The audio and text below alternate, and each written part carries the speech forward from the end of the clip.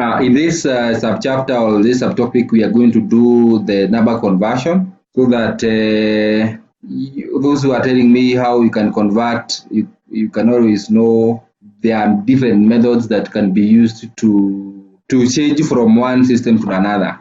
So there are a number of approaches you can have. One might be from decimal and the numbers that you know normally to other bases. So this might be to binary, to octal, or to hexa. Then you might have other bases, these ones to decimal. Then you might have other base system to non-decimal. So you might now move from binary to octal. You might move from hexa to octal, or others. You can move either. So that is when you're saying that one. And then there are some shortcut methods. These are very important. That is what I was saying. When you want to convert octal to decimal, I would advise again is going to binary. It's a very lengthy process. It is not a shortcut. But then you're going to find there is a very easy method of moving between binary to octal, octal to binary, binary to hexa, and hexa to binary. So that is what you're going to be doing now. Decimal to other. So the first procedure is divide the decimal number to be converted by the value of the new base. So for instance, you want to convert 10, which is in base 10, you want to convert it to binary, and binary is of base 2. The simplest but sometimes very lengthy is to divide 10 by 2, and you get, this is 5, remainder 0, then you divide 5 by 2, you get 2, remainder 1, then you get divide by 2 again, you get 1, remainder 0. Then you normally take this number going up. If you have 1, 0, 1, 0. We say that 1, 0, 1, 0, this is the number in binary or base 2. We normally use 2 here. So this is 2 representing 10 in base 10. So that is the first conversion that is sometimes very straightforward. I've actually done these 4 steps. This R is representing the remainder as the rightmost digit, so the least significant digit. Then divide the quotient, this quotient again with 2, and then repeat the process. So this is what I have done. And as long as the last number is 1 or 0, then you can always start by placing the numbers from this position. You go up. So you say 1, 0, 1, 0. That is what I have written here. Okay, so that is the first process. And the example is again here. We want to convert 29 to binary 2 or to binary equivalent. So what you do is you take 29 divided by 2, you get 14, remainder 1. Then you take the quotient here. You take the quotient here and you divide by 2, you get 7, remainder 0. 14 divided by 2 get 7, remainder 0. You get 7, which is the quotient here. You divide by 2, you get 3, remainder 1. You divide 3 here by 2, you get 1, remainder 1. I stopped at this point, and sometimes you can continue with this last step. Doesn't really matter. If you go to the next step, that now gives you a 0, collecting your values from the most important one, which is at the bottom, to the least important one at the top. Therefore, this becomes a 1, 1, 1, 0, 1 to base 2. This is the representation of 29, which was in base 10 to base 2. So that is the example, and that is sufficient to illustrate that step. To convert from other base system to the decimal system, we want to see if we can convert 31 to binary. So this is 31 to base 10 to binary, and binary is in base 2. So what we do is just like the way I'm writing it down. You put that 1 here, you divide by 2, you get 15, remainder 1. You divide by 15 by 2, you get 7, remainder 1. You divide 7 by 2, you get 3, remainder 1. You divide 3 by 2, you get 1, remainder 1. You can stop there, and that means you stop from the bottom. Or if you divide again, you will still start from the bottom.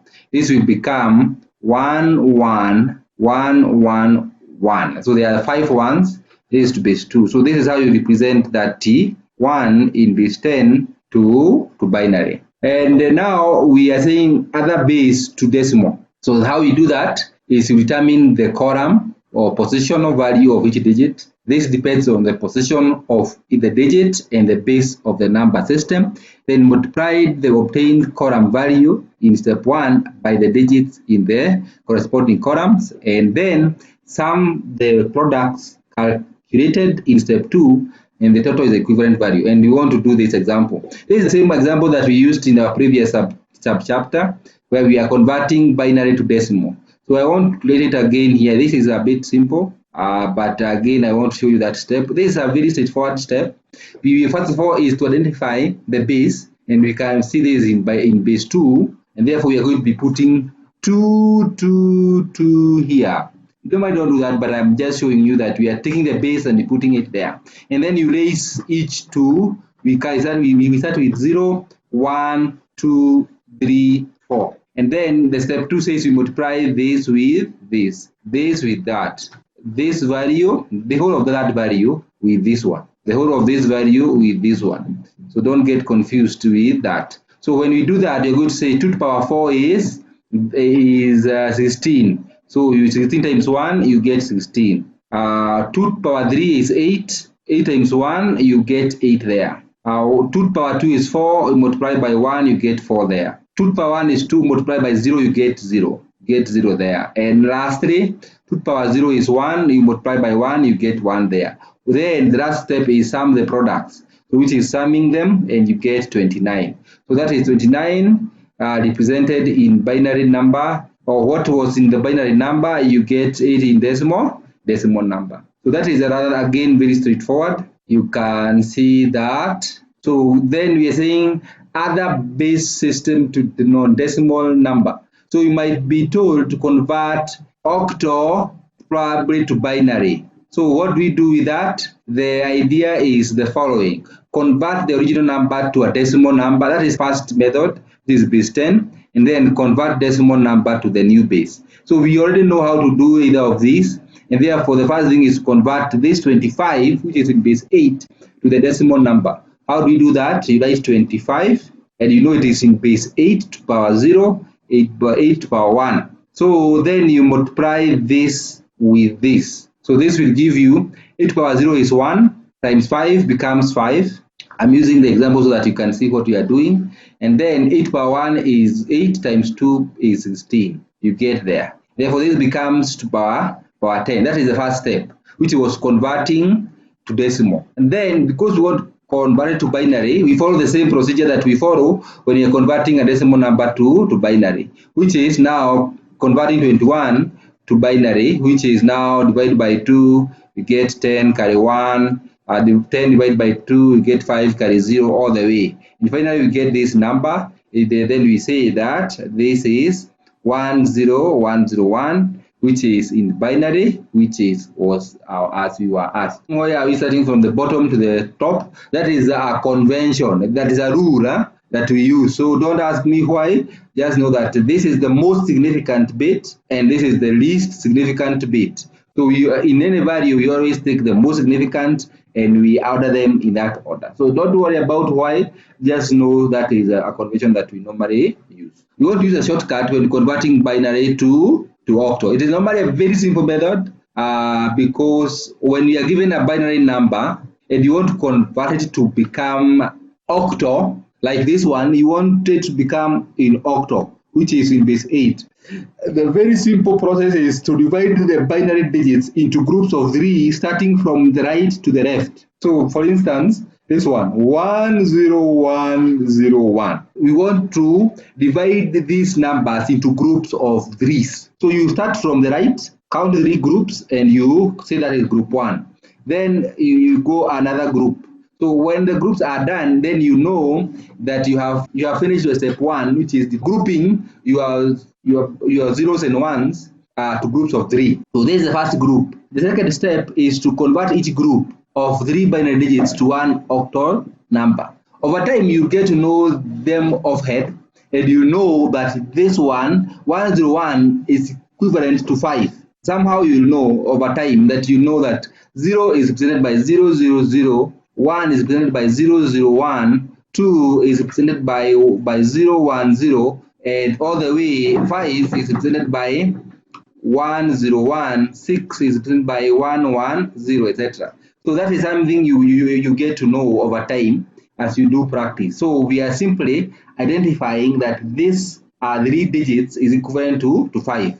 And when we find they are not 3 but 2, you can always put 0 to the left. And when you put 0 to the left, you can now try to identify this group of 3 bits are represented by what value, or they have what value in decimal. And this is equivalent to a 2. So you can see here, this is my 2, and this is the same here. We are saying that you end up with 2 and 5. And therefore you say this is 2, 5 in base 8. So that is a very straightforward method. Just know that if I give you a number and I want to give you an assignment right away, convert this number to octal. So 11010110. So this is in binary, convert it to octal. Once you have converted it, method I have given you is very straightforward. You start on right, you count 3 digits, 1, and then 2, and then when you find you have 2 only, you can always put a 0 there, and then you will be able to identify this represents what value. And actually, as I have already showed you here, this is a 6, 010 is a 2, and a 011 is another 011. Where is 011? Is a 3 here. 011 is a 3. You can always try to convert them. So we are saying that this is 011, so a 3 here. So anybody who got a number that is not 326, so I hope that I have showed you the method and you can be able to follow the similar method. So we now jump to another shortcut method of converting octal to binary. This is the reverse of what we have already done. Like if you have a decimal number like 25, what do? You just do a very simple thing. You convert each octal digit to a 3 binary number. So I was talking about 25. You just say 25. You that convert each octal digit, which is this one octal digit, this another octal digit, and you convert it to a 3 binary number. What do? You know 2 is presented as binary number as 0, 1, 0, and 5 is presented by 1, 0, 1. That is the first step. Then combine all the resulting binary numbers of 3 digits each to a single binary number. So this, when you combine them, you don't do anything. You just simply remove the space between them. You are going to have 0, 1, 0 and 1, 0, 1, and this is to binary 2. So what we are simply saying is that 25 is equivalent to this binary digit of 0, 1, 0, 1, 0, 1. You can let 0 remain there, or you can drop it, doesn't matter. So it is rather straightforward. So that is what we have done here. These easy steps. I will not tell you to do that step on your own, but I will ask you at a later stage, probably on an assignment. The last, we almost the last 2 steps. If you want to convert 7 into binary, you divide by 2, and then you say this is going to be 3 remainder 1. You want to be left with 1 here. So divide by 2 again, you get 1 remainder 1. And therefore, because you have a 1 here, you can always place them upwards, and you know this is going to be equals to 1, 1, 1. Over time, you get them offhead, because between 0 to 9, they will become offhead. Let us convert 9 to binary. So you say 9 divided by 2. You get 4 remainder 1 divided by 2. You get, so 9 divided by 2 is equals to 4 remainder 1. 4 divided by 2 is equals to 2 remainder 0. 2 divided by 2, you get 1 remainder 0. So the correct answer is 1001. So that is the binary representation of 9 in binary. I can write them here for you, just for the sake of you remembering. Sometimes I don't want to leave people behind. That 0 is going to be represented as 0, 0, 0. 1 is 0, 0, 1. 2 is 0, 1, 0. 0, 1, 1. 4 is 1, 0, 0. 5 is 1, 0, 1. Of course, you'll get to know them offhand, so don't worry about how I'm doing it. I've just done the basic division. 7 is 1, 1, 1. 8 is no longer part of the octal, so octal gets at that point. it is going to be represented as 1000. So it is now represented by 4 binary numbers, and 9 is going to be represented by 1001, just like the one I have shown you there. And you can always go all the way to 16. This is 1010. We are going to go at that stage when we get to hexa, and therefore we have said that you can see this is 2 becomes 101 or 010, and 5 becomes this one, and therefore you add them, you get this number. This final shortcut method of converting binary to hexa, it is the same idea, except that we are grouping now binary digits into groups of 4, and we start from the right as usual to the left, and you convert each group of 4 binary digits to hexa values. So we can see this example here. The first thing is to have this is the first group of 4, and then 1 is alone. You can always add zeros on the left, and when you do that, you are able to see this is the 4 groups, the groups of 4 I have of this number, and then you convert each to become a hexa number. At this stage, we have reached 9, and remember that we have said 10 in hexa is represented by A. So we can continue with B, which is 11, is going to be represented by 1011. C is 12, is going to be 1100, and D is 13, is 1101. E, it is 14, is going to be 1110, and last but not least, 15 is going to be 1111. So for those who might be asking, how am I getting 15 to be represented by this? Just take 15, divided by 2, we are going to find that is equivalent to 1111. So these numbers over time, you will get them, to remember them offhand. So it's only that now I'm introducing them to you, but now over time we are going to be representing them using hexa. So the other unique thing you will find is that when we are grouping hexa, you will find that we are grouping them into groups of 4. So remember that in Octal we are grouping them into groups of 3, but in hexa you are going to be having them in group of 4.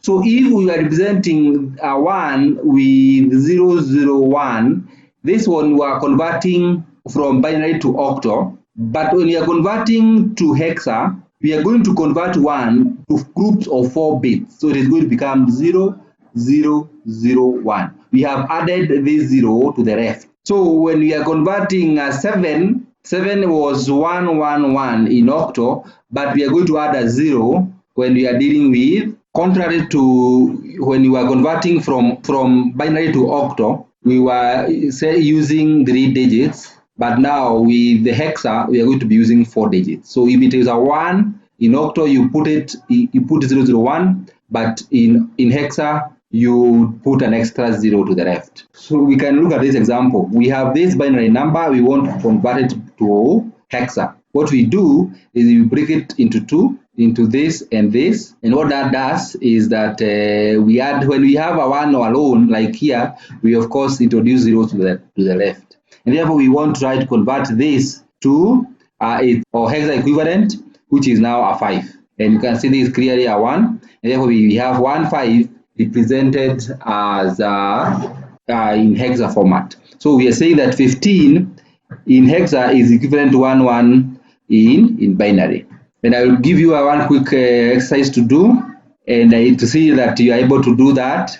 So let me give you that a quick one. Convert 101101, which is in binary, convert it to hexa. So let's confirm that we are right, and we are saying that we group these 4 of them, and then 4 of them. We can see that this is 9 and this is a 5.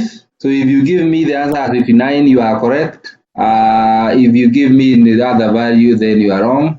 You can always put a 16 there, but of course on chat you cannot be able to do that, so I will accept 59.